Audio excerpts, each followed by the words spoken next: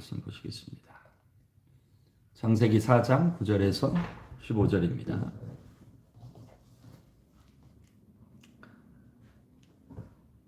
여호와께서 가인에게 이르시되 내 아우 아벨이 어디 있느냐? 그가 이르되 내가 알지 못하나이다. 내가 내 아우를 지키는 자니까. 이르시되 내가 무엇을 하였느냐? 내 아우의 핏소리가 땅에서부터 내게 호소하느니라.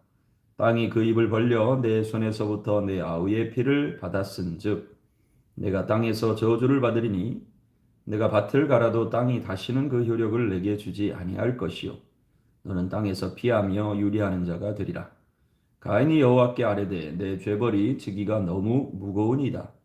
주께서 오늘 이 지면에서 나를 쫓아내시온즉 내가 주의 낯을 배웁지 못하리니 내가 땅에서 피하며 유리하는 자가 될지라. 무릇 나를 만나는 자마다 나를 죽이겠나이다. 여호와께서 그에게 이르시되 그렇지 아니하다. 가인을 죽이는 자는 벌을 7배나 받으리라 하시고 가인에게 표를 주사 그를 만나는 모든 사람에게서 죽임을 면하게 하시니라.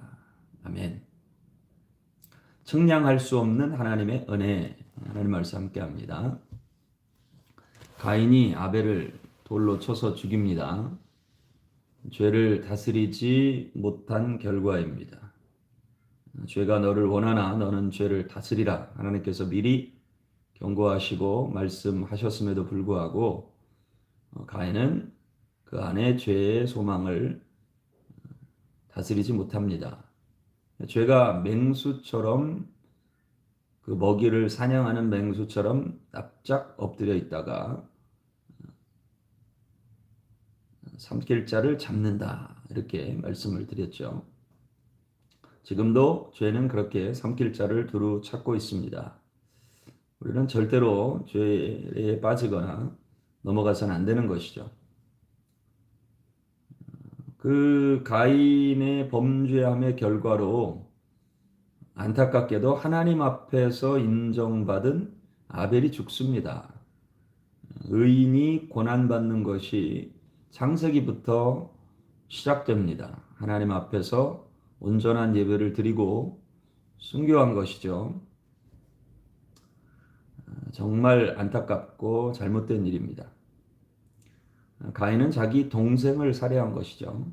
용서받을 수 없는 죄를 지은 것입니다. 이러한 죄 가운데 있을 때에 하나님께서 가인에게 말씀하십니다. 묻습니다.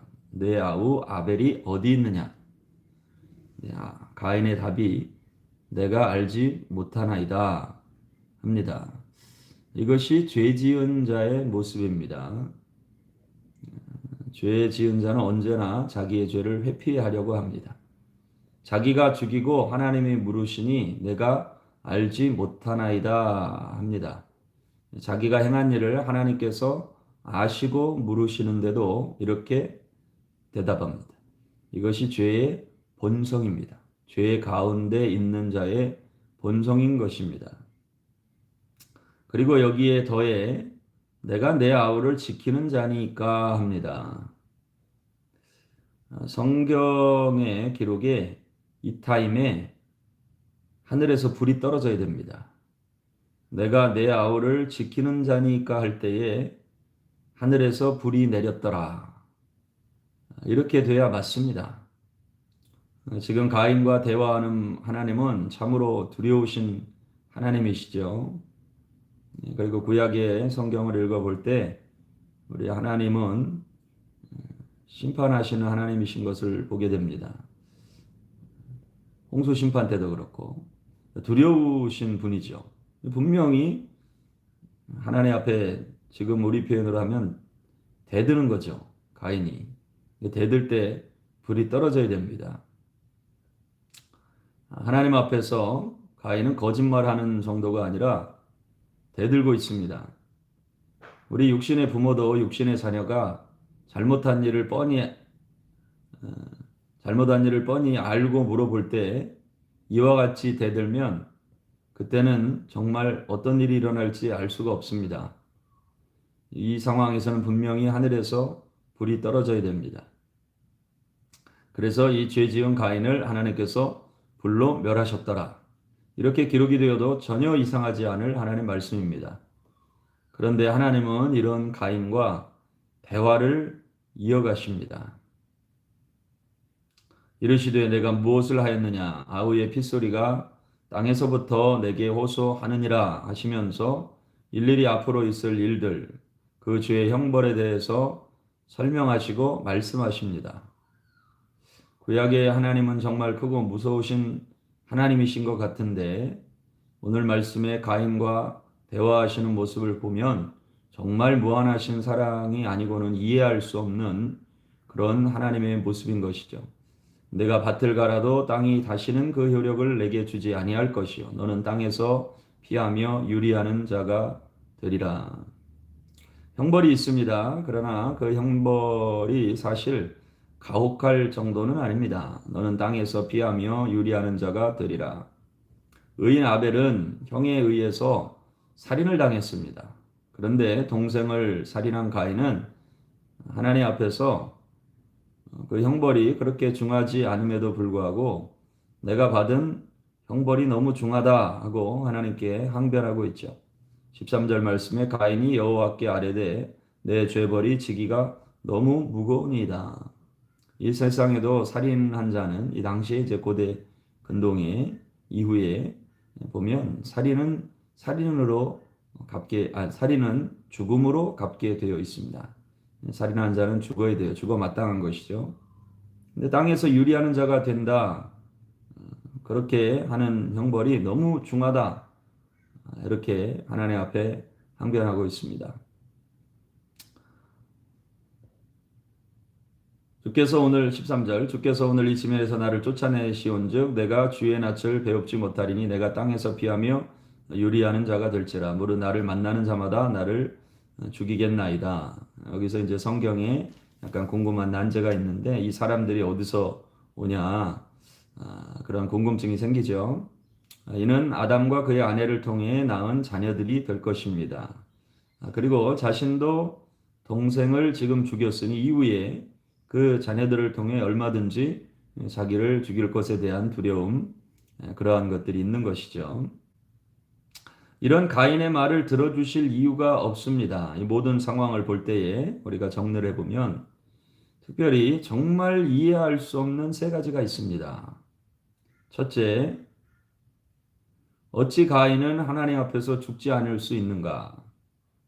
둘째, 어찌 하나님은 이런 가인의 말을 듣고 계시는가? 셋째, 어찌 하나님께서는 이런 가인에게 은혜를 베푸실 수 있는가 하는 것이죠. 15절 말씀 보면 여호와께서 그에게 이르시되 그렇지 아니하다. 가인을 죽이는 자는 벌을 7배나 받으리라 하시고 가인에게 표를 주사 그를 만나는 모든 사람에게서 죽임을 면하게 하시니라. 하나님 말씀에 우리가 분명히 알기로 아벨은 하나님 앞에 믿음의 제사를 드리고 아벨은 하나님이 인정하시는 사람이 되었습니다. 의인입니다. 그런데 아벨은 안타깝게도 형에게 죽임을 당합니다. 그리고 아벨의 기록은 없습니다. 그런데 가인은 동생을 죽였고 하나님의 말씀을 불순종했고 했는데도 하나님 앞에서 은혜를 받습니다. 이것이 정말 우리가 이해할 수 없는 대목이죠. 그리고 아벨은 하나님과 대화를 합니다. 죄인 괴수인데 정말 놀라운 은혜가 아닐 수 없습니다. 가인은 분명히 살인자입니다. 죄인입니다. 그런데 성경 창세기가 말씀하기를 이 가인을 하나님 앞에서 은혜를 받은 자로 소개를 하고 설명을 하는 것이죠. 우리가 보통 이 말씀을 읽을 때 우리는 자연스럽게 아벨의 심정이 됩니다. 아벨의 입장이 되죠. 당연히 그런 마음이 됩니다. 나도 하나님 앞에 인정받고 하나님께서 내 예배를 받으시는 제사를 받으시는 그래서 나는 아벨과 동일시하죠. 그런 차원에서 볼 때 가인이 이런 하나님 앞에 용서를 받은 것, 하나님의 보호를 받은 것, 하나님 앞에서 죽지 않은 것, 이런 사실들이 이해가 되질 않습니다. 그런데 가만 생각해 보면 사도 바울이 자신을 표현할 때 나는 죄인 중에 괴수라 합니다. 죄인 중에 괴수다. 그럼 누구인가? 가인이죠. 가인이 죄인 중에 괴수입니다. 죽어 마땅한 사람입니다. 바로 내가 내 아우를 지키는 자니까 할 때 하늘에서 불이 떨어져서 끝나야 될 사람이에요. 그런데 여전히 하나님 앞에 서 있습니다. 여전히 하나님은 그런 사람의 말을 들어주십니다. 그리고 그가 죄가 중하다, 아니 죄벌이 중하다, 형벌이 중하다, 하나님 앞에 항변할 때 그의 말을 들어주시고 그를 만나는 자에게서 죽임을 면하는 표를 그에게 허락해 주십니다. 사실 깊이 생각해 보면 우리가 받은 은혜가 그러합니다. 우리 자신을 스스로 의인인 것처럼 생각하지만 우리가 진짜 받은 은혜는 가인의 자리에서, 죽어 마땅한 자리에서, 죄인 괴수의 자리에서, 내 힘으로는 해결할 수 없는 그 형벌의 자리에서 은혜를 받은 것입니다. 그래서 이 은혜의 원인이 내게 있지 않고, 은혜 받을 이유가 내게 있지 않고 은혜 주시는 하나님께 있는 것입니다. 가인은 하나님의 은혜를 받을 만한 이유가 하나도 없습니다. 여러분, 이런 가인이 하나님 앞에서 말할 수 있다는 것만으로도 은혜인 것입니다. 주님 앞에 항변할 수 있다는 것만으로도 은혜입니다. 이 죄인 괴수를, 이런 죄인 괴수인 우리를 주님이 사랑하셨습니다. 우리가 주님을 먼저 사랑한 것이 아니고 주님이 우리를 먼저 사랑하셨습니다. 주님을 거부하고 알지 못하고 죽을 수밖에 없는 그런 자리에서 우리를 건져 주셨죠. 이 측량할 수 없는 은혜를 받은 사람이 저와 여러분들이라는 것입니다. 가인의 모습을 다시 한번 깊이 생각합니다. 당연히 그가 행한 일이 잘한 것이 아닙니다. 너무너무 잘못된 일입니다. 막중한 죄입니다. 절대로 일어나서는 안 될 일입니다. 그런데 그럼에도 불구하고 오늘 말씀은 그 가인의 죄보다 더 크신 하나님의 사랑과 은혜를 보여주시는 것이죠. 아버지의 측량할 수 없는 은혜를 보여주시는 것입니다. 그리고 그렇기 때문에 우리도 그 은혜를 받는 것입니다. 만일 가인이 하나님 앞에서 바로 즉각적인 심판을 받았어야 한다면 우리도 예배가 아니라는 것이죠. 우리도 하나님이 참아주시고 들어주시고 용서해 주시고 그리고 그 사랑과 은혜를 베풀어 주신 것입니다. 그러므로 이 말씀을 통해 우리가 다시 한번 결정하고 도전하기는 우리도 이런 아버지의 사랑을 본받아서 은혜 베푸는 삶을 살기를 원한다. 하나님께서 우리에게 그런 은혜 베푸는 삶을 살아낼 수 있기를 원하신다는 것입니다. 그럼에도 불구하고 들어줄 수 있고, 그럼에도 불구하고 그 말을 들어주고, 그럼에도 불구하고 한 번 더 기회를 주고 하나님 앞에 설 수 있도록, 주님 앞에 주님을 더 의지할 수 있도록 우리를 통해서 이 귀한 하나님 나라의 일들을 감당할 수 있도록 주님이 원하시고 또 도우실 줄 믿습니다. 오늘 하루의 삶에도 이 무한하신 하나님의 사랑과 은혜를 생각하며 그렇기 때문에 더욱 죄와 상관없는 이토록 우리를 사랑하시는데 우리가 죄에 빠질 수 없다.